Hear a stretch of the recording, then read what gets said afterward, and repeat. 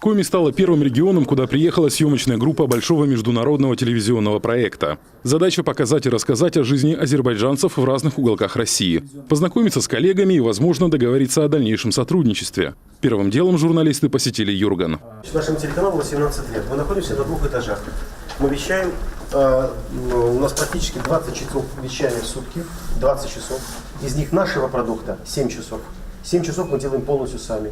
Азербайджанским коллегам показали внутреннюю кухню, как работают журналисты Юргана, где 30% контента на коми-языке. Гости узнали, что Юрган в 3 калории, и поймать сигнал при желании можно даже в странах ближнего зарубежья, то есть и у них на родине. Следующая точка – мэрия Сыктывкара. Добрый день, добрый день.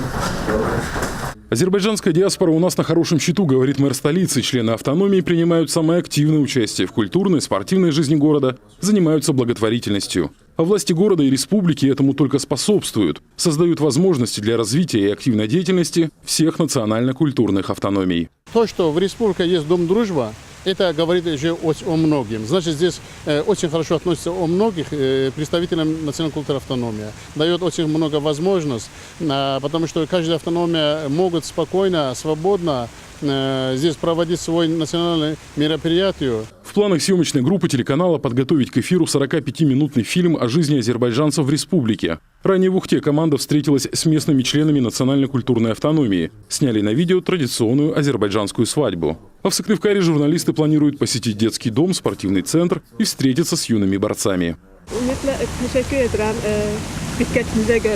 Я хочу выразить свою благодарность администрации города Сыктывкар, Министерству национальной политики, Дома дружбы, телекомпания Юрган, всем коллективам. Огромное вам спасибо.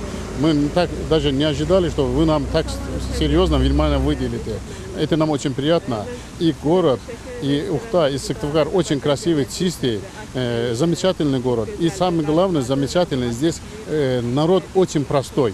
Очень тепло с нами общается народ. Гости пообещали в следующем году еще раз посетить Сыктывкар. Возможно, на День города в столицу Коми приедет большая делегация спортсменов и творческих коллективов Азербайджана. Журналистов Юргана, в свою очередь, коллеги пригласили с ответным визитом в Баку. Показать, как живут россияне на берегу Каспийского моря. Алексей Корчмалик, Юшков, телеканал Юрган, Сыктывкар.